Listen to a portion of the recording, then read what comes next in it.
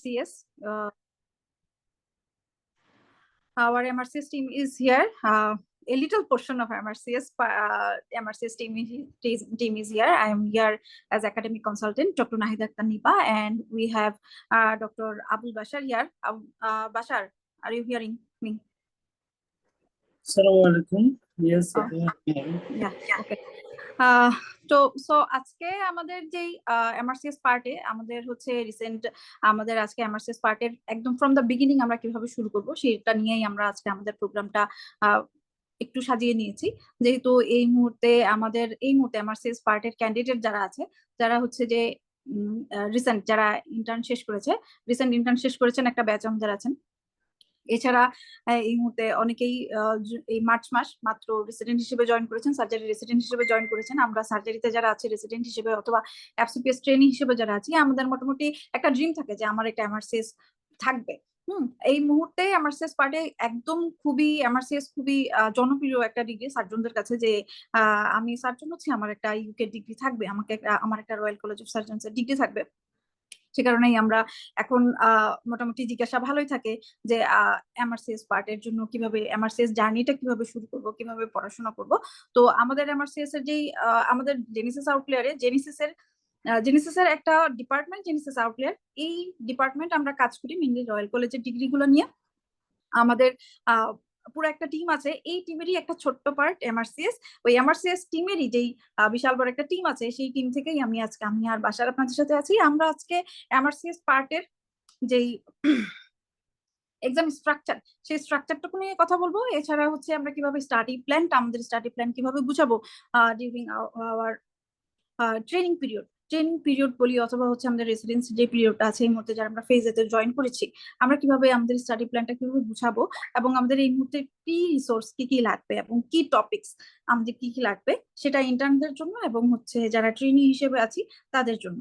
কারণ যখন আমরা ইন্টার্ন শেষ করছি, মাত্র পোস্ট গ্রাজুয়েশনের পড়াশোনা শুরু করেছি, ওই সময়টাতে আমার পড়াশোনা একরকম হবে, এবং এখন আমি যখন ট্রেনি হিসেবে আছি সেই সময়টাতে আমার পড়াশোনার ব্যাপারটা অন্যরকম হবে। তো প্রথমেই আমি যদি বলি MRCS membership of royal college of surgeon degree, এখানে এই এমআরসিএস পরীক্ষা হয় 4টা রয়্যাল কলেজের আন্ডারে। ঠিক আছে, আপনি যে কোনো একটা রয়্যাল কলেজের আন্ডারে পরীক্ষা দিতে পারেন, এটা কোনো সমস্যা না। ঠিক আছে, এবং পার্ট বি দেওয়ার সময় আমরা কলেজগুলো চয়েস করার ক্ষেত্রে আমাদের একটু ডিসিশন নিতে হয়। কারণ হচ্ছে পার্টের পরীক্ষাটা 4টা রয়্যাল কলেজের পরীক্ষা একই সাথে হয়, কিন্তু পার্ট বির পরীক্ষাটা royal college to royal college, এখানে হচ্ছে আমাদের কোশ্চেন গুলা ভ্যারি করে। সেক্ষেত্রে আমি যদি ইউকে থেকে পার্টে পাস করি, আমি যদি আয়ারল্যান্ডে যাই, আয়ারল্যান্ডে পার্ট বি দিতে চাই, সেটাও কিন্তু সম্ভব। অথবা আমি আয়ারল্যান্ডে পার্টে পাস করেছি, পার্ট বি দেওয়ার জন্য এখন হচ্ছে আমি ইউকের আন্ডারে দিতে চাই অথবা এডিনবার্গের আন্ডারে দিতে চাই, সেটাও পসিবল। তো এখন হচ্ছে আমি যদি এক্সাম স্ট্রাকচার সম্পর্কে যদি বলি, আজকে আমি শুধু এক্সাম স্ট্রাকচার সম্পর্কেই বলবো। এমআরসিএস পার্টে 2টা পেপার থাকে। ঠিক আছে, প্রথম যে পার্টটুকু আছে,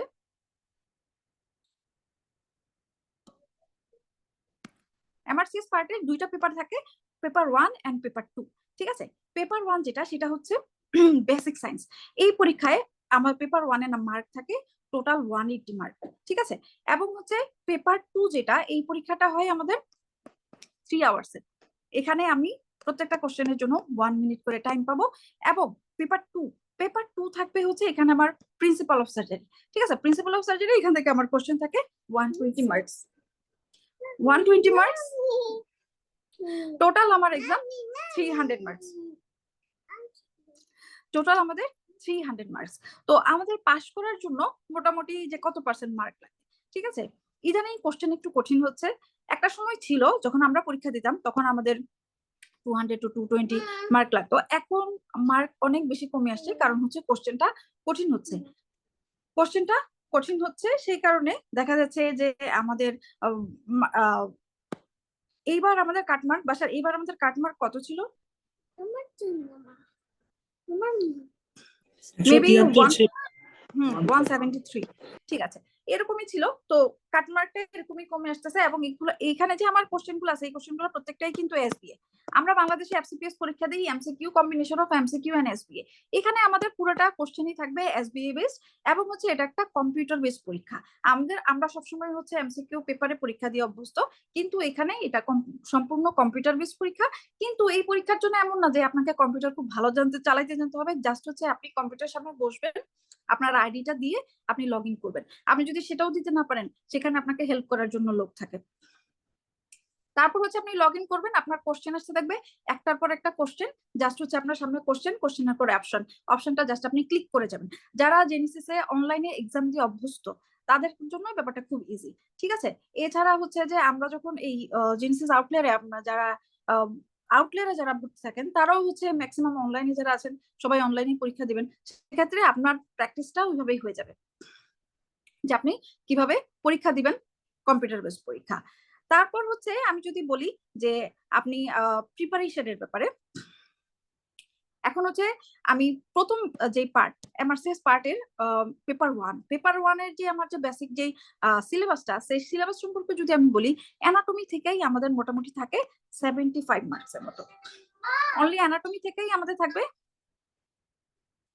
75 মার্কস।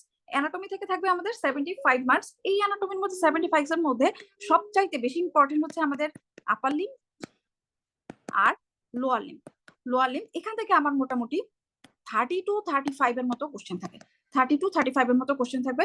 অ্যাবডোমেন থেকে বাংলাদেশে যখন আমরা পরীক্ষা দেই, এফসিপিএস পরীক্ষা দেই বা রেসিডেন্সি পরীক্ষা দেই, আমরা অ্যাবডোমেন ক্লাসটা করে যাই। অ্যাবডোমেন খুব ভালোভাবে পড়ে যাই। আমাদের আন্ডার গ্রেডেও অ্যাবডোমেন খুব ভালোভাবে পড়তে হয়, কারণ অ্যাবডোমেন থেকে আমাদের কোশ্চেন বেশি থাকে। কিন্তু এখানে অ্যাবডোমেনে কোশ্চেন একটু কম থাকে, খুব বেশি হলে 10 থেকে 12টার মতো কোশ্চেন থাকে অ্যাবডোমেন। তারপর হচ্ছে আসি হেড নেক। বাকি কোশ্চেন গুলো থাকবে আমাদের head neck, brain, eyeball, thorax থেকে। এবং এমব্রায়োলজি, ঠিক আছে। এমব্রায়োলজি আমি যদি বলি, আমাদের হচ্ছে রেসিডেন্সি এফসিপিএস পরীক্ষার জন্য আমরা এমব্রায়োলজি হিউজ পরিমাণে এমব্রায়োলজি পড়ি, হিউজ। এখানে বেসিক এমব্রায়োলজি অনেক বেশি পড়তে হয়, এছাড়া হচ্ছে আমাদের সিস্টেমিক এমব্রায়োলজি কম পড়তে হয়। বাট এমআরসিএস পার্টের ক্ষেত্রে এমব্রায়োলজি থেকে আমাদের কোশ্চেন থাকবে 2 থেকে 3টা। আমি যখন পরীক্ষা দিয়েছিলাম আমার মনে আছে এরকমের মতোই কোশ্চেন ছিল। ফেরেঞ্জিয়াল আর্চ, ফেরেঞ্জিয়াল পাউচ থেকে কোশ্চেন ছিল। ইদানিং কিছু ক্লিনিক্যাল কোশ্চেন আসছে এমব্রায়োলজির ক্লিনিক্যাল কোশ্চেন, যেমন হচ্ছে আমি যদি হচ্ছে গত 2টা ডায়েটের কোশ্চেন যদি বলি, একটা কোশ্চেন ছিল ফকোমেলিয়া থেকে, ফকোমেলিয়া, এবং হচ্ছে আরেকটা কোশ্চেন ছিল এমেলিয়া। এই জিনিসগুলা হচ্ছে আমাদের সিস্টেমিক এমব্রায়োলজির পার্ট। সিস্টেমিক এমব্রায়োলজির এই পার্টগুলো আমরা যখন অ্যানাটমি মেইন ক্লাস নিব, আপার লিম্ব এবং লোয়ার লিম্ব, এই ক্লাসগুলোতেই আমরা হচ্ছে সিস্টেমিক এমব্রায়োলজি পড়া হয়ে থাকে।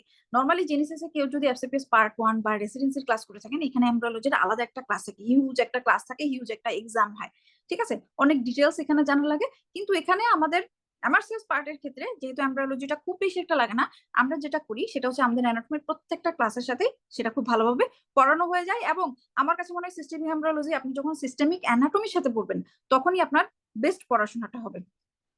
তারপরে আসি ফিজিওলজির কোশ্চেন থাকে 45 to 48 এর মতো। এই ফিজিওলজির পার্টটুকু যদি আমি আপনাকে বলি, ফিজিওলজি বাংলাদেশে এফসিপিএস বলেন, রেসিডেন্সি বলেন, অনেক ডিটেলস পড়তে হয়। ফিজিওলজি আগে এমআরসিএস পার্টের ক্ষেত্রে অত ডিটেলস পড়তে হতো না। নরমালি আমার খেয়াল আছে যখন আমরা এফসিপিএস পরীক্ষা দিচ্ছিলাম, তখন আমরা ফিজিওলজিতে এমআরসিএস এর যে পার্টটুকু আছে সেই পার্টটুকু আমরা পড়ে যেতাম, এবং এমআরসিএস এর সময়ও আমরা অতটুকু পার্টি পড়ে যেতাম। বাট এখন একটু ডিটেলস পড়তে হয়, সেই কারণে আমাদের ফিজিওলজির আমাদের যে আগের যে ক্লাসগুলো ছিল সেই ক্লাসগুলোতে আমরা স্ট্রাকচারে অনেক ডিফারেন্স এনেছি। আমরা আরেকটু ডিটেলস যেই জায়গাগুলোতে এবং ফোকাসড যেই জায়গা থেকে এমআরসিএস পার্টেতে কোশ্চেন আসছে সেই জায়গাগুলোতে আমরা ফোকাস থেকে আপনাদেরকে পড়ানোর চেষ্টা করছি। তারপর আসি আমরা প্যাথোলজিতে 37 to 40 মতো কোশ্চেন থাকে। এখানে প্যাথোলজি মেইনলি আমাদের হচ্ছে জেনারেল প্যাথোলজি থেকে খুব বেশি একটা কোশ্চেন আসে না। আমরা বাংলাদেশের এফসিপিএস বা রেসিডেন্সির জন্য যেমন জেনারেল প্যাথোলজি অনেক ডিটেলস পড়ি, এখানে আমাদের খুব স্পেসিফিক কিছু জেনারেল প্যাথোলজি পড়তে হয়। ম্যাক্সিমামলি আমাদের পড়তে হয় হচ্ছে ক্লিনিক্যাল প্যাথোলজি। এই ক্লিনিক্যাল প্যাথোলজি আমরা যখন হচ্ছে ক্লিনিক্যাল বেসিক প্রিন্সিপালে চলে যাব, তখন আমরা ক্লিনিক্যাল প্যাথোলজিটা খুব ডিটেলস পড়বো। সেই কারণে দেখা যায় যে শুনতে কঠিন মনে হয়, যদিও আমার শুনতে কঠিন মনে হচ্ছে যে ক্লিনিক্যাল প্যাথোলজি কি নাকি, কিন্তু হচ্ছে এই যে এই পার্টটুকু আমরা যখন করবো তখন আমরা ডিটেলস পড়ে ফেলবো, তখন আমাদের জন্য খুব বেশি একটা কঠিন হয়। এবং আপনাদের জন্য আমি এতটুকু গ্যারান্টি দিয়ে বলতে পারি, আমাদের প্যাথোলজিতে আমাদের মেন্টর যিনি আছে ভাই, আমারও মেন্টর এবং আমাদের অনেক মেন্টরদের মেন্টর ডক্টর সোহাগ ভাই আমাদের প্যাথোলজির ক্লাসগুলো মেইনলি ভাই নিয়ে থাকে, এবং উনি প্রতি বছর প্যাথোলজির কোশ্চেন গুলো নিয়ে সবসময় খুব ভালো একটা অ্যানালাইসিস করে, সেভাবেই ওনার ক্লাসটা উনি রেডি করে। আমি আপনাদেরকে বারবার বললাম যে হচ্ছে আমাদের যে এমআরসিএস এর টিমটা আছে, সেই টিমটা কিন্তু বিশাল বড় একটা টিম। ঠিক আছে, সেখান থেকে ছোট্ট দুইজন আমরা মানুষ আছি, শুধু আমি আর বাসার আমরা দুজন মানুষ আছি, এছাড়া আমাদের অনেক সিনিয়র মেন্টর আছে।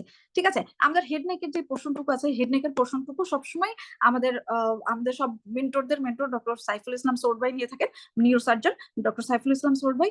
এই জায়গাগুলোতে, এবং আমরা চাই যে এই জায়গাগুলোতে, এছাড়া আমরা যদি বলি নিউরো সার্জারির যে পার্টটুকু, সেই পার্টটুকু ডক্টর সাইফুল ইসলাম সৌদ ভাই নিয়ে থাকেন। এই জায়গাগুলো থেকে আমরা আপনাদেরকে বেস্ট সার্ভিস দেওয়ার চেষ্টা করি, যেন আপনার পরীক্ষায় আপনার যে প্রিপারেশনটা, সেই প্রিপারেশনটা 100% হয়। এবং জেনেসিস আউটলায়ারের এতটুকু সুনাম আছে যে জেনেসিস আউটলায়ার থেকে যারা এমআরসিএস পার্টে দেয়, ম্যাক্সিমাম সবাই পাস করে। 10 জন পরীক্ষা দিলে আমাদের 10 জনই পাস করে। এটার একটাই কারণ যে আমাদের যে সাপোর্ট সিস্টেম, আমাদের যে মেন্টর টিম, সোয়েন্টিস্ট। তারপরে এসে আমরা ফার্মাকোলজি থেকে খুব বেশি একটা কোশ্চেন থাকে না, 7 থেকে 8টার মতো কোশ্চেন থাকে। মাইক্রোবায়োলজিও এখানে খুব বেশি একটা কোশ্চেন থাকে না। মাইক্রোবায়োলজি একদম কমন যে অর্গানিজম গুলো আছে, যেগুলো আমরা নর্মালি সার্জিক্যাল প্র্যাকটিসে পেয়ে থাকি, এবং হচ্ছে স্টেরিলাইজেশন থেকে একটা কোশ্চেনের মতো থাকে, একটা বা দুইটা কোশ্চেন। ইমেজিং এর পার্টটুকু এটাও চলে যাবে আমাদের জেনারেল প্রিন্সিপালের মধ্যে। এছাড়া আমাদের ডাটা ইন্টারপ্রিটেশন এন্ড অডিট, এইখান থেকে আমাদের 3টা থেকে 4টা কোশ্চেন থাকে। আমি যখন এমআরসিএস পার্টে পরীক্ষা দিই, তখন এই ডাটা ইন্টারপ্রিটেশন অডিট এই জিনিসটা আমি টোটালি পড়েই যাই না। কিন্তু ইদানিং কাটমার্ক এত নিচে আসতেছে, আমার কাছে মনে হয় যে ডাটা ইন্টারপ্রিটেশন অডিট, এখান থেকে স্পেসিফিক 5টা কোশ্চেন আছে, সেই 5টা কোশ্চেন আপনাকে পড়ে যাওয়া উচিত। এবং এই 5টা কোশ্চেন থেকে আপনি 2টা কোশ্চেন মিনিমাম পাবেন, 2টা কোশ্চেন আপনি মিনিমাম পাবেন। এরপর আসি আমাদের পেপার 2। এই পরীক্ষাটা হবে পেপার 1 পরীক্ষাটা হবে আর্লি মর্নিং। ঠিক আছে, হয়তো ওইটা 9টা অথবা 10টায় শুরু হয়ে যাবে, 9টা অথবা 10টার মধ্যে শুরু হয়ে 9টা, এটা সেন্টার টু সেন্টার ভেরি করে। 3 ঘন্টা শেষ। 3 ঘন্টা শেষ হওয়ার পরে আপনি একটা 1 ঘন্টার একটা ব্রেক পাবেন। আমি সবাইকে বলে থাকি ওই 1 ঘন্টার ব্রেক ডেফিনেটলি আপনি নিবেন, ওই 1 ঘন্টার ব্রেক আপনি নিবেন এবং ডেফিনেটলি নিবেন। কারণ এখানে আপনি যখন একটা বিশাল বড় পরীক্ষা দিয়ে আসবেন, অ্যানাটমি, ফিজিওলজি, প্যাথোলজি, ফার্মাকোলজি, তখন ইভেন আপনি যখন পরীক্ষা দিতে যাবেন দেখবেন যে আপনার প্রথমে একটা অ্যানাটমি কোশ্চেন, তারপর একটা ফিজিওলজি কোশ্চেন, এরপর চলে গেছে মাইক্রোবায়োলজির কোশ্চেন, এরপর একটা ইমেজিং, আবার দেখবেন যে হচ্ছে একটা আপার লিম্ব, এরপর হচ্ছে দেখবেন একটা হেড নেকের কোশ্চেন, একটা থোরাক্সের কোশ্চেন। আপনার কাছে মনে হবে যে আপনার ব্রেনটা নিয়ে কেউ একজন ফুটবল খেলতেছে। তো সেই কারণে পেপার 1 আপনি যখন দিবেন, পেপার 1 এর পরে পেপার 2 জাস্ট আগে আপনি 1 ঘন্টার একটা রেস্ট আপনি আপনার ব্রেনকে দিবেন। 1 ঘন্টার রেস্ট ডেফিনেটলি আপনি আপনার ব্রেনকে দিবেন। আমি আমার পরীক্ষার সময় দেখেছি, অন্যান্য সময়ও দেখেছি যে অনেকেই যেটা করে সেটা হচ্ছে যে ওনারা ওই ব্রেকটুকু নেয় না। ঠিক আছে, আমি একটানে শেষ করে চলে যাব, আমার ডিউটি আছে, অথবা হচ্ছে বাসায় বাচ্চা আছে, বাসায় ঝামেলা আছে, বের হয়ে যেতে হবে, তাড়াতাড়ি শেষ করতে হবে। কখনোই করবেন না।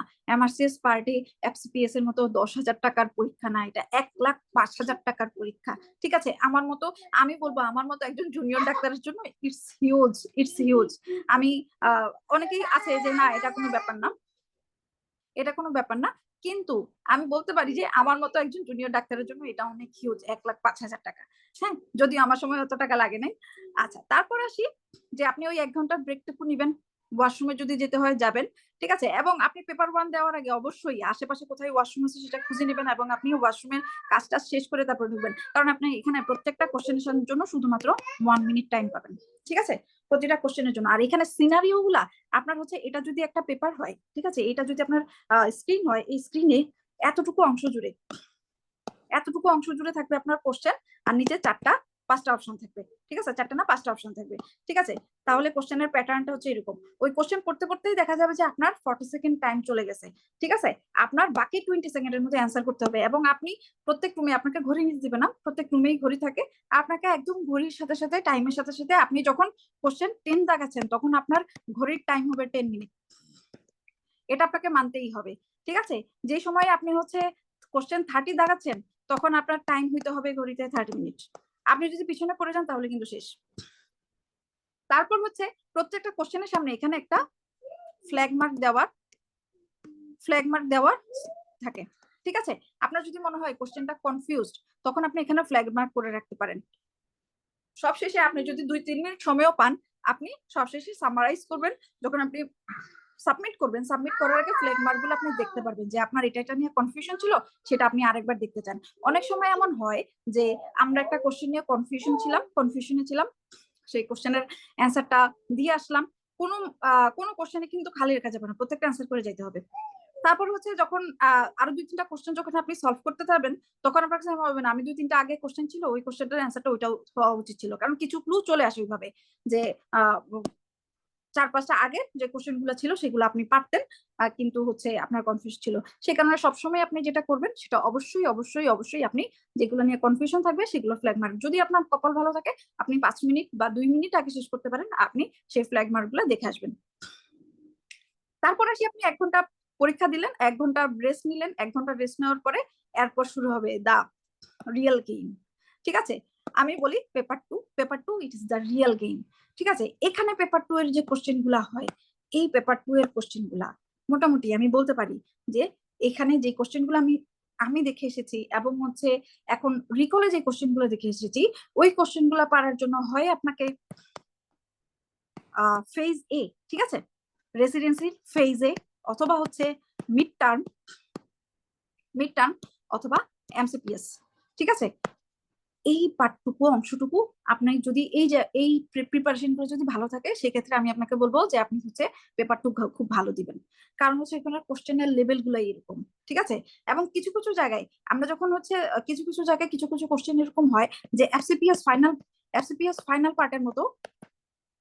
ফাইনাল পার্টে যেসব জিনিস পড়া হয় ওইসব জায়গা থেকে কোশ্চেন থাকে। ঠিক আছে, এই জায়গাটাতে আমাদের যেটা করতে হয়, আমি যদি বলি আপনাকে, আপনি এখানে আপনি যদি আমার শেষ পার্টে ভালোভাবে পাস করতে চান তাহলে আপনাকে এখানে 180-র মধ্যে, এখানে যে 180 মার্ক আছে এই 180-র মধ্যে আপনাকে মিনিমাম 110 কনফার্ম করতে হবে।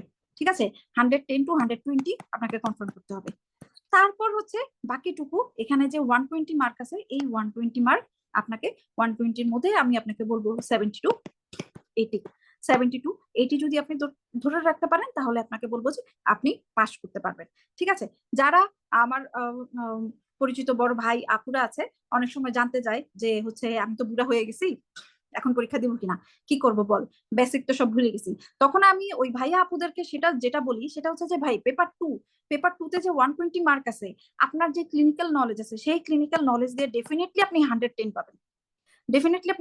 পাবেন।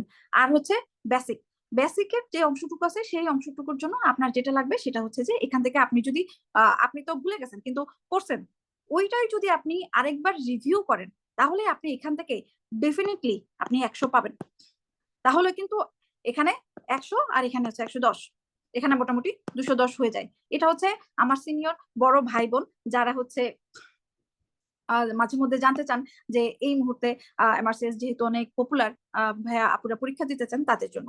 আর যারা একদম ফ্রম দ্য বিগিনিং আছেন, ঠিক আছে, রেসিডেন্সিতে মাত্র চান্স পেয়েছেন অথবা হচ্ছে এফসিপিএস ট্রেনিং এ মাত্র ঢুকেছেন অথবা ইন্টার্ন আছেন, তাদেরকে আমি বলবো তাদের জন্য এই পার্টটুকু কোয়াইট ইজি টু প্রিপেয়ার। ঠিক আছে, তাদের জন্য এই পার্টটুকু কোয়াইট ইজি টু প্রিপেয়ার। এখানে আপনি 180-র মধ্যে মিনিমাম 120 কনফার্ম করার চেষ্টা করবেন। ঠিক আছে, আচ্ছা, তো পেপার 2-র যে অংশটুকু সেখান থেকে হচ্ছে কমন সার্জিক্যাল কন্ডিশন আছে, সেখান থেকে থাকে কমন সার্জিক্যাল কন্ডিশন যেগুলো হচ্ছে নর্মালি আমরা ওয়ার্ডে দেখে থাকি। ঠিক আছে, এই ওয়ার্ডেই আমরা এগুলো ম্যানেজ করি, কিন্তু আমরা ম্যানেজ করি কিভাবে, আমাদের এটা ওয়ার্ড টু ওয়ার্ড ভেরি করে কোন স্যার কিভাবে পছন্দ করে। বাট এই জায়গাটাতে আমার যেটা লাগবে সেটা হচ্ছে আরসিএস এর যে গাইডলাইন আছে, এনএসএইচ এর যে গাইডলাইন, সেই গাইডলাইন অনুযায়ী ম্যানেজমেন্ট। ঠিক আছে, তাহলে আমাকে ওই অংশটুকু জানা লাগবে প্রি অপারেটিভ ম্যানেজমেন্ট, এখান থেকে 35-এর মতো কোশ্চেন থাকে। ট্রমা, এটা একটা বিগ পার্ট, ট্রমা থেকে 30-র মতো কোশ্চেন থাকে। ঠিক আছে, ট্রমা থেকে কোশ্চেন থাকে 30-র মতো। তারপর হচ্ছে কিছু আমাদের হচ্ছে পেডিয়াট্রিক সার্জারি আছে, পেডিয়াট্রিক সার্জারি থেকে কোশ্চেন থেকে 7-এর মতো। মেডিকো লিগ্যাল ইস্যু থেকে কোশ্চেন থেকে 3-এর মতো। ঠিক আছে, মেডিকো লিগ্যাল ইস্যুগুলো আগে আমরা স্কিপ করে যেতাম, বাট আমাদের এখন যে মেডিকো লিগ্যাল ইস্যুর যে ক্লাসটা আছে সেই ক্লাস যদি আপনি করেন আমি আপনাকে বলবো 3 আপনি 3 পাবেন। এখান থেকে যদি 5টা কোশ্চেন থাকে 5-এ আপনি 5 পাবেন। ঠিক আছে, আরো ডিটেলস যদি আমি বলতে চাই, এখানে যে কমন সার্জিক্যাল কন্ডিশন এই জিনিসগুলোকে আমরা আবার ভাগ করে নিয়েছি। আপার জিআই সার্জারি, কোলোরেক্টাল সার্জারি, এই ক্লাসগুলোকে আমরা আলাদা করে নিয়েছি। অর্থোপেডিক সার্জারি, ভাস্কুলার সার্জারি, প্রতিটা জিনিস আমাদের আলাদা আলাদা করা আছে। এবং আপনাদেরকে আমি এবং কার্ডিওথোরাসিক সার্জারি, এবং আপনাদেরকে আমি এতটুকু কনফার্ম করতে পারি, এই যে আমাদের অর্থোপেডিক সার্জারির ক্লাসটুকু, আমাদের অর্থোপেডিক সার্জারির একজন মেন্টরই নেবে। আমাদের অর্থোপেডিক সার্জারির যে মেন্টর আছে উনি ডি অর্থো কমপ্লিট করা, এফসিপিএস করা। এবং আমি আপনাকে এতটুকু কনফার্ম করতে পারি যে একজন এফসিপিএস কমপ্লিট করা এবং হচ্ছে ডি অর্থো কমপ্লিট করা একজন মেন্টর আপনাকে যতটুকু দিতে পারবে, আপনাকে অন্যকে অতটুকু দিতে পারবে না অর্থোপেডিক্স এর জন্য। তারপর যদি আমি ভাস্কুলারের কথা বলি, ভাস্কুলারের ক্লাসটুকু আমাদের ভাস্কুলার সার্জারি একজন নিয়ে থাকেন, ঠিক আছে, এবং উনি আপনাকে যতটুকু দিতে পারবে অতটুকু অন্য কেউ দিতে পারবে না। তারপর হচ্ছে যদি আমি আপনাকে বলি ট্রমার পার্টটুকু, ট্রমার পার্টের আমি ট্রমা পার্টের এফসিপিএস এর ক্লাস নিয়ে থাকি। এছাড়া হচ্ছে ট্রমার ক্লাসের জন্য সোল ভাইও ক্লাস নিয়ে থাকে। আমি যেহেতু বলতে পারি আপনাদেরকে যে ট্রমা, এই যে 30 থেকে ট্রমার যে কোশ্চেনটুকু আসে 30 নাম্বার, আমি আপনাকে যেটা পড়াবো সেখানে আপনি মিনিমাম 25 পাবেন। পেডিয়াট্রিক সার্জারির অংশটুকু আমাদের পেডিয়াট্রিক সার্জারির একজন ম্যাডাম আপু নিয়ে থাকেন। তো এই হচ্ছে আমাদের এক্সাম স্ট্রাকচার এবং আমরা আপনাদেরকে কিভাবে পড়াবো, এবং এখন আসি আপনারা কিভাবে পড়বেন। ঠিক আছে, এখানে আমি কিছু কোশ্চেন রেখেছিলাম যে এমআরসিএস এর কোশ্চেন গুলা কেমন হয়। যাই হোক, এখন আমি যদি বলি যে আপনি কিভাবে পড়বেন, এখন আপনার যে বেসিক যে স্টাডি প্ল্যান সেটা আপনি কিভাবে রেডি করবেন, সেটার জন্য আমি প্রথমেই আপনাকে বলবো আপনার প্রিপারেশনটাকে যদি আপনি সহজ করতে চান, তাহলে আপনার যেই এখানে আপনার যে ওয়ার্কলোড, সেই ওয়ার্কলোডটাকে হাফ করে দিতে। সেই ওয়ার্কলোডটাকে হাফ করার জন্য আপনি কি করবেন, একজন রিডিং পার্টনার খুঁজে বের করবেন, যেই রিডিং পার্টনার আপনাকে হেল্প করবে যে আপনি টাইম টু টাইম আপনার পড়াটা কনফার্ম করবে এবং হচ্ছে সে নিজে পড়বে। ঠিক আছে, এবং আরেকটু আপনি যদি আরেকটু আপনার ওয়ার্কলোড কমাতে চান, আপনি যে কোনো একটা সেন্টার থেকে, সেটা আমাদের কাছে হোক অন্য কোথাও হোক, যে কোনো একটা সেন্টার থেকে আপনি মেন্টরদের গাইডলাইন নিতে পারেন। তবে আমি আপনাদেরকে এতটুকু কনফার্ম করতে পারি, আমাদের এত বড় মেন্টর টিম আছে এবং আমাদের একটা মেন্টরদের সাথে ডিসকাস করার একটা ওপেন একটা গ্রুপ আছে। সেই গ্রুপগুলোতে মেন্টরদের সাথে ডিসকাস করতে পারেন। আপনার সময় কতটুকু চান, যে আপনি এমআরসিএস পার্টি পাস করার জন্য সময় কতটুকু চান। একটা সময় এমআরসিএস পরীক্ষাটা কোয়াইট ইজি ছিল, সেই সময়টাতে ইএমআরসিএস এর কোশ্চেন গুলো পড়ে গেলেই পাস হয়ে যেত। এখন আর ইএমআরসিএস থেকে কোশ্চেন খুব বেশি আসে না, 5 to 10% কোশ্চেন আসে। এই ক্ষেত্রে যেটা লাগবে আপনাকে একদম ডিটেলস একটা ডিটেলস একটা যেই টপিককে আপনি করবেন সেই টপিক সম্পর্কে আপনার একটা ক্রিস্টাল ক্লিয়ার আইডিয়া লাগবে। তাহলে আপনাকে যেটা করতে হবে সেটা হচ্ছে যে এখন আপনার প্রিপারেশনের টাইমটা একটু বাড়াতে হবে। একটা সময় ছিল 3-4 মাস পরে হয়ে যেত, কিন্তু আমি এখন বলবো যে আপনার 3-4 মাস হবে না, আপনার হচ্ছে মিনিমাম 5 মাসের একটা সময় নেওয়া উচিত। 5 মাসের একটা সময় নিয়ে, এবং আপনি দিনে কয় ঘন্টা পড়বেন, দিনে সেটা আপনার বেসিকের উপরে। আপনি যদি মনে করেন যে আপনি অনেক ভালো পারেন, ঠিক আছে, অথবা আপনার হাতে সময় কম, আপনি 4 ঘন্টা রাখতে পারেন। তবে আমি বলবো যে বেস্ট হচ্ছে 6 ঘন্টা, বেস্ট 6 ঘন্টা। আপনি শুধু পড়লেই হবে না, আপনি আগে আপনার বেসিক পোর্শনটুকু পড়বেন। হ্যাঁ, যদি আমি বলি ম্যাটেরিয়ালস এর ব্যাপারে বাসার কথা বলবে, যে ম্যাটেরিয়ালস আছে সেটা আপনি আগে শেষ করবেন। সেটা শেষ করার পরে যখন আপনি পড়বেন, পড়ার সাথে সাথেই আপনি স্যাম্পল যে কোশ্চেন গুলো আছে, স্যাম্পল কোশ্চেন গুলা নিয়ে প্র্যাকটিস করবেন। এবং সবকিছু শেষ হওয়ার পরে আপনাকে রিকল গুলা সলভ করতে হবে। রিকল জিনিসটা কি? রিকল হচ্ছে প্রিভিয়াসলি এমআরসিএস পার্টের যে কোশ্চেন গুলো ছিল সেই কোশ্চেন গুলো আপনাকে ভালোভাবে পড়তে হবে। এবং এই রিকলটা মিনিমাম 3 বার, আপনাকে একবার শেষ করার পরে আরো 3 বার আপনাকে রিভিশন দিয়ে যেতে হবে। আরেকটা ম্যাটেরিয়ালস আছে, সেটা হচ্ছে ফজিও শিট।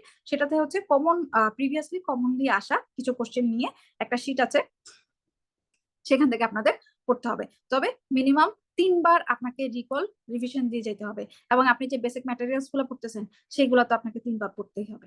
যাই হোক, আমার এতটুকুই ছিল আমাদের স্টাডি প্ল্যান কি হবে এবং হচ্ছে আমাদের বেসিক স্ট্রাকচার, এক্সাম পরীক্ষার হলের যে এক্সাম স্ট্রাকচার সেটা নিয়ে বললাম। সামনে বাসার কন্টিনিউ করবে, বাসার প্লিজ কন্টিনিউ। ধন্যবাদ সবাইকে আমার সাথে থাকার জন্য।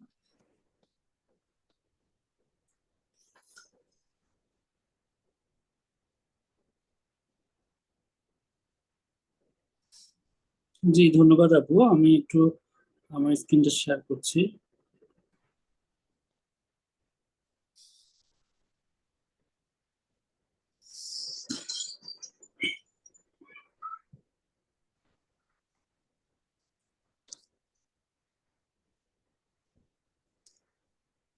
আমার স্ক্রিনটা কি দেখা যাচ্ছে? হ্যাঁ, বাসার স্ক্রিন দেখা যাচ্ছে। জি, ধন্যবাদ আপুকে, অত্যন্ত সুন্দরভাবে আপু এমআরসিএস পার্ট এর আমাদের প্রাথমিক পড়াটা কিরকম হবে, আমাদের সিলেবাসটা কিভাবে কিভাবে সাজানো বিস্তারিত বললেন, এবং কোন টপিকসটা আমাদের বেশি গুরুত্বপূর্ণ সেগুলো সুন্দরভাবে বললেন। আমাদের আরেকটু অংশ বলার বাকি আছে, যে অংশটুকু আমি বলবো সেটা বলার মাধ্যমে আমাদের পুরো সেশনটা কমপ্লিট হবে। সেটা হলো আমাদের এখন স্টাডি ম্যাটেরিয়াল আসলে কি। আমরা যদি খেয়াল করি যে আমরা ইএমআরসিএস এই নামটা হয়তো শুনে থাকবো। এটা হচ্ছে রয়্যাল কলেজ অফ সার্জনেরই একটা ওয়েবসাইট ইএমআরসিএস। এখানে প্রায় 2300 প্রশ্ন আছে, এবং 2300 প্রশ্নের সাথে ইলাবোরেশন কিছু আলোচনা আছে। ঠিক আছে, সো আলটিমেটলি এটাকে মূলত এমআরসিএস এর সিলেবাস ধরা হয়। তো 2300 প্রশ্ন আপনি সলভ করবেন, কিন্তু এখান থেকে কিন্তু কিছু আপনি কমন পাবেন না, বেশিরভাগই কমন পাবেন না, এখান থেকে খুবই কমন পাবেন। কিন্তু এই টপিকস এর মধ্যেই সব প্রশ্নগুলো আপনার আসবে, অর্থাৎ ইএমআরসিএস টাকে আপনার একটা সিলেবাস হিসেবে ধরতে হবে। এরপরে যদি আমরা বলি রিকল, রিকল হচ্ছে এমআরসিএস এর মূল অংশ। কিন্তু আমরা যদি খেয়াল করি আগের এমআরসিএস পরীক্ষাগুলো, এমন হতো যে রিকল থেকেই সবকিছু আসছে। ঠিক আছে, প্রায় 200 প্রশ্ন রিকল থেকে আসছে, ফলে পাশ করাটা অনেক ইজি ছিল। কিন্তু এখন কিন্তু রিকলের অনেক বেশি মডিফিকেশন আসছে দিন দিন। ঠিক আছে, এই জন্য আমাদের পাস মার্কটা আস্তে আস্তে কমে যাচ্ছে। সো আমাদেরকে এই জিনিসটা খেয়াল করতে হবে, রিকল যেহেতু আমরা পড়বো, রিকলের ক্ষেত্রে বেসিক ক্লিয়ার করে, কনসেপ্ট ক্লিয়ার করে পড়তে হবে। এই জন্য আমাদের মেন্টররা প্রত্যেকটা রিকল অনেক বেশি ইলাবোরেটলি, অনেক সুন্দরভাবে আলোচনা করে। এরপরে বলি ফৌজিয়া শিট। এটা ঠিক আমাদের এফসিপিএস পার্ট 1 বা রেসিডেন্সি যেমন রড দিয়ে একটা বই আছে ট্রু ফলস এর জন্য, সেরকম ভাবে 300 প্রশ্ন সম্বলিত একটা এসবি এর বই আছে, সেটা হচ্ছে ফৌজিয়া শিট। সেটা আনচেঞ্জ, সেখানকার প্রশ্নগুলো একটু আলোচনা আছে বিস্তারিত। এগুলো থেকে প্রায় একটা অংশ কমন পাওয়া যায়, এবং আমাদের কনসেপ্ট গুলো ক্লিয়ার হয়। এখন দেখেন, খেয়াল করেন যে আমার আরো 4 নাম্বার পয়েন্টটা আমি পরে বলবো। 5 নাম্বার পয়েন্টে যদি আপনি খেয়াল করেন, সেখানে নাইস গাইডলাইনের কিছু কিছু তথ্য আমাদেরকে জানতে হবে। তো আমি যদি একা একা সেই তথ্যগুলো কালেক্ট করতে চাই, আমার জন্য কিন্তু কঠিন হবে। কিন্তু একজন মেন্টর যদি আমাকে সেটা সুন্দরভাবে বুঝিয়ে দেয়, একজন মেন্টর যদি আমাকে বলে যে কিভাবে পড়াগুলো করতে হবে, নাইস গাইডলাইনের কোন অংশটুকু আমার জন্য লাগবে, তাহলে কিন্তু আমার জন্য অনেক বেশি ইজি হবে।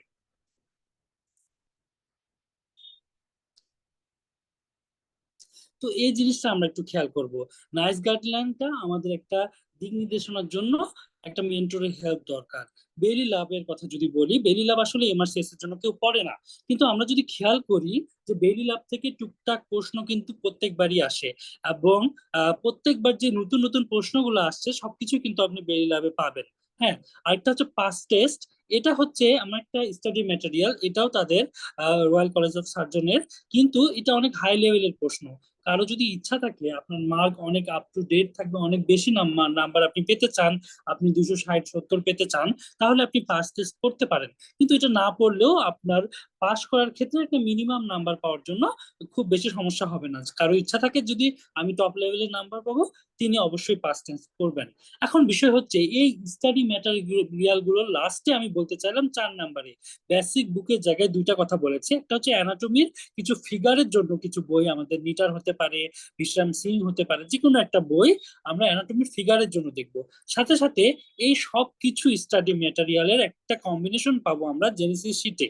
সেখানে যদি আমরা খেয়াল করি, সেখানে যেমন ইএমআরসিএস এর প্রশ্ন আছে, কিছু রিকলের প্রশ্ন আছে, আবার এগুলো ইএমআরসিএস এর যে ডিসকাশন আছে, এগুলোর সাথে বেলি ল্যাবের কোন অংশটুকু দরকার, অ্যানাটমি বেসিক বইয়ের কোন অংশটুকু দরকার, এগুলোর একটা কম্বিনেশন করা আছে। আপনি বাজারে অনেক বই পাবেন, কিন্তু দেখবেন সবকিছুই অনেক সংক্ষিপ্ত, সেগুলোতে এত বিস্তারিত কিন্তু নাই, একদম টু দা পয়েন্ট কথা।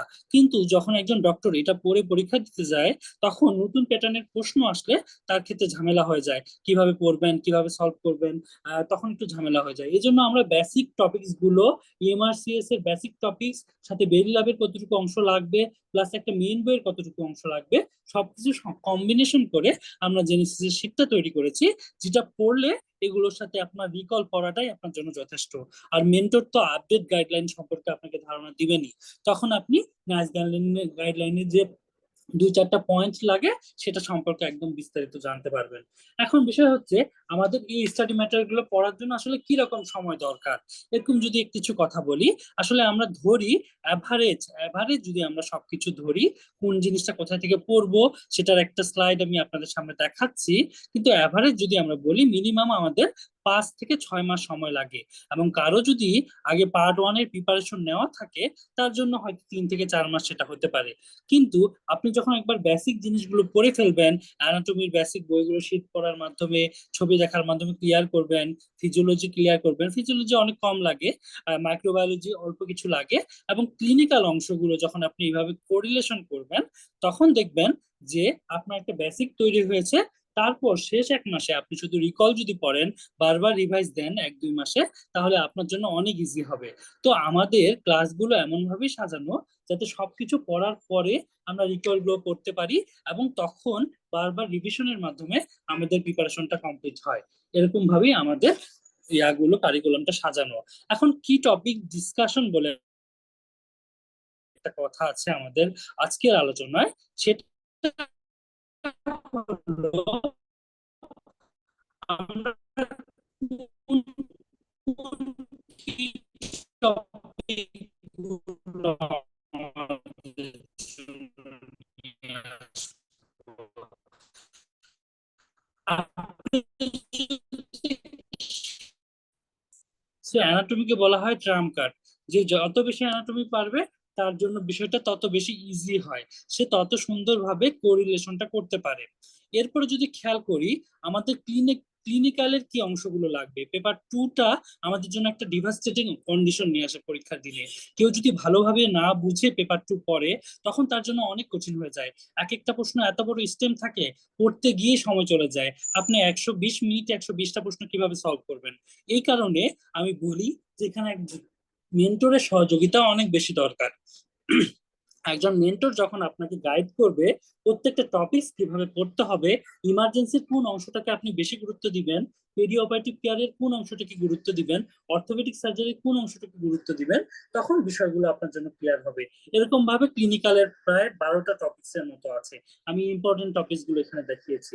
আমার বলার উদ্দেশ্য হলো আপনি যখন পড়তে যাবেন তখন আপনি কি টপিকস গুলো বুঝতে পারবেন না, একেবারে আপনি এমআরসিএস এর টপিকস দিয়ে আপনার শীট গুলো শুরু করবে, কিন্তু এখান থেকে কতটুকু দরকার, প্রশ্ন কিভাবে আসে না আসে, এই জিনিসটা আপনি কোরিলেশন করতে পারবেন না।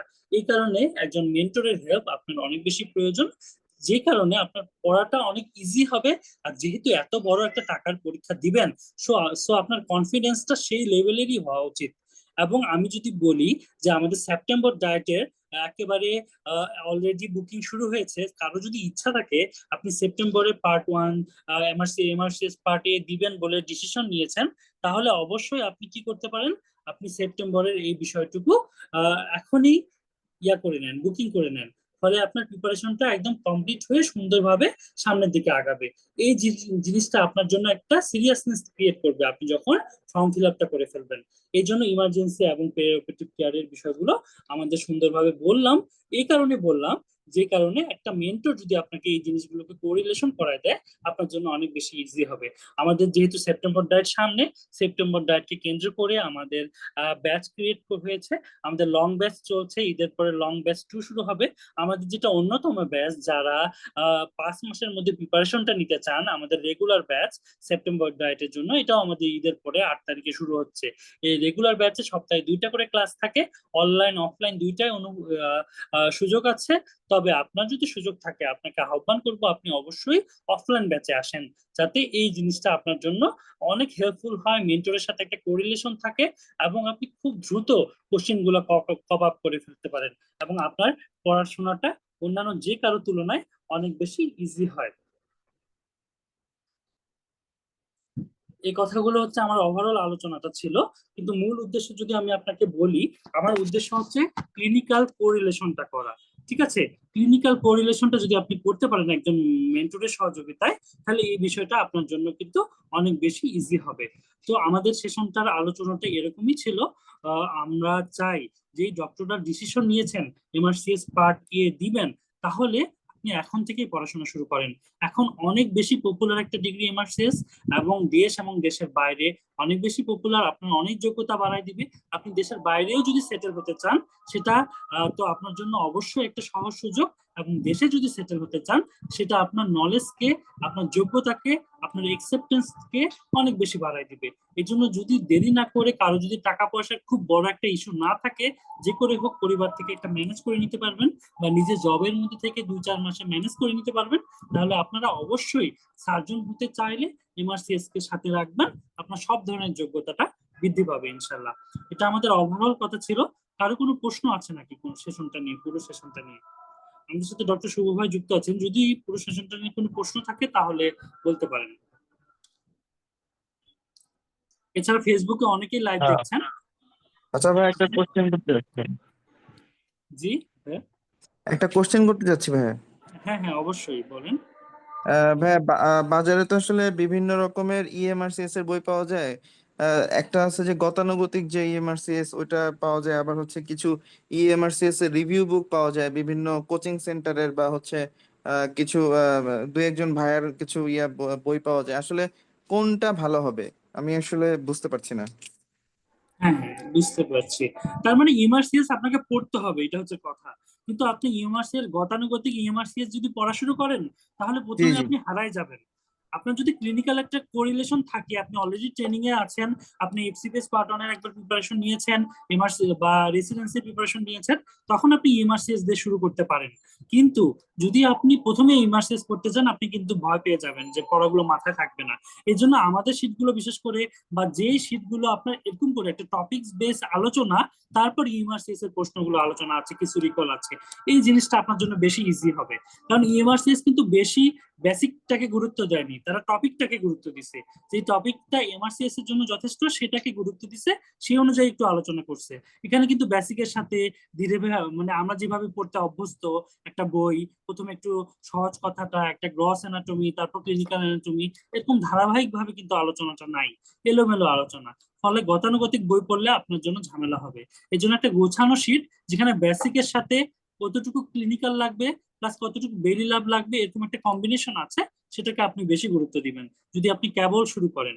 আর আপনার যদি এফসিপিএস পার্ট 1 এর একটা প্রিপারেশন থাকে বা আপনি ট্রেনিং হুম। এ থাকেন, ভাই, তাহলে আমি আপনি এফসিপিএস ইউএমআরসিএস টা প্রথম। পার্ট 2 ট্রেনিং আছে ভাই।